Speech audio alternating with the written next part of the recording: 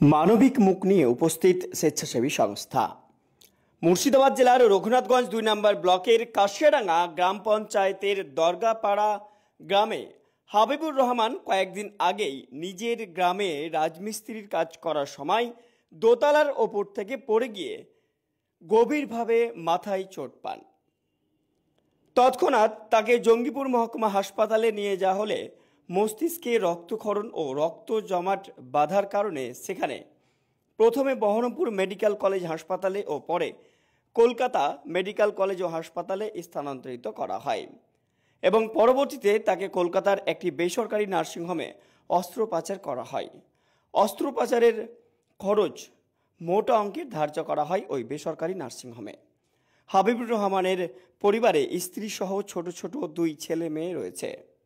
খবর পেয়ে বাংলার উত্তরণ নামে স্বেচ্ছাসেবী সংস্থার চেয়ারম্যান মাসুদ হাসান ও সদস্য জামিরুল ইসলাম আজকে তাদের পরিবারের হাতে সেই সংগঠনের পক্ষ থেকে কিছু খাদ্য সামগ্রী ও নগদ টাকা তুলে দেন।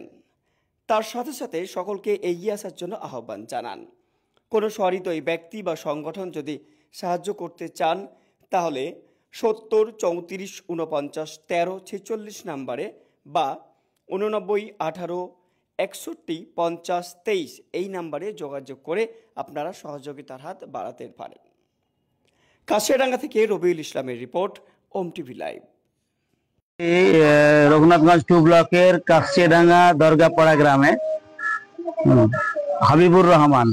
হাবিবুর রহমান ভাই শুনলাম আমরা ছাদ থেকে পড়ে গিয়েছে। তো উনার একটা বড় পরিবার রয়েছে, তারপরে এমনি গরিব মানুষ, খুব অসহায় মানুষ, বড় পরিবার, 7 জন মেম্বার সহ পরিবার।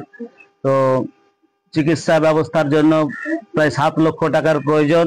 তার সঙ্গে এই এত বড় পরিবার চালানোর জন্য যে খাবারের কিছু প্রয়োজন ছিল, সেজন্য আমরা ওনার বাড়িতে এসেছি সাক্ষাৎ করতে। হ্যাঁ, আমাদের তরফ থেকে কিছু টাকা দেওয়া হলো, আর সঙ্গে আমরা কিছু খাদ্য সামগ্রী তুলে দিলাম, যেমন 1 বস্তা চাল, 1 কিলো ডাল, 1 কিলো আপনার এই চিনি, তেল 1 কিলো, এই সমস্ত সামগ্রী আছে, 1 পাতা ডিম, এগুলো তুলে দিলাম। আমি বাংলার উত্তরণের সভাপতি মোহাম্মদ মাসুদ হাসান। কাজ করছিল, আগকার একটা অসুখ ছিল, ওই অসুখটা হচ্ছিল, তারপরে আবার কাজ করছিল, কাজ করতে করতে মাথা ঘুরে পড়ে গেছে। তারপরে জঙ্গিপুর লেগেছি, জঙ্গিপুরের লাইনে, বহরমপুরে লেগেছি, বহরমপুরের লাইনে, কলকাতাতে লেগেছি এনআরসিতে লাইনে, ফিলিমিন নার্সিংহোমে ভর্তি করেছি। ডাক্তারবাবু বলছে যে অপারেশন করতে 7 লাখ টাকা লাগবে। এটা 1 সপ্তাহ হলো। আজকে করলো চাল, ডাল, চিনি, চা, শ্যাম্পু, কলগেট, আলু, 1 পাতা ডিম, 2 প্যাকেট বিস্কুট, খাদ্য সামগ্রী। টাকা পয়সা 5,000 টাকা দিয়েছে। আর বর্তমান পরিস্থিতি এখনো সমস্যা ঠিক হয়নি। ফিলিমিন নার্সিংহোম না, ওরকম বলতে পারে না।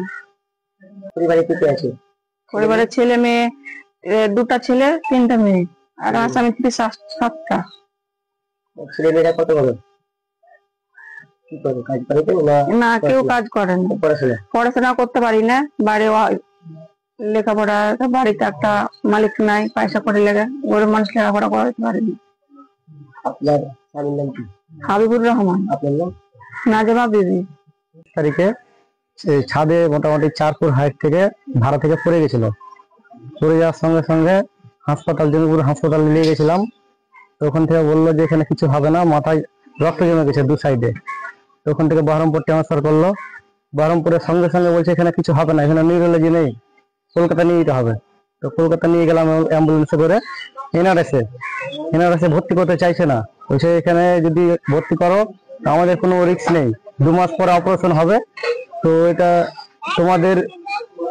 তোমাদের রিস্কে রাখতে হবে।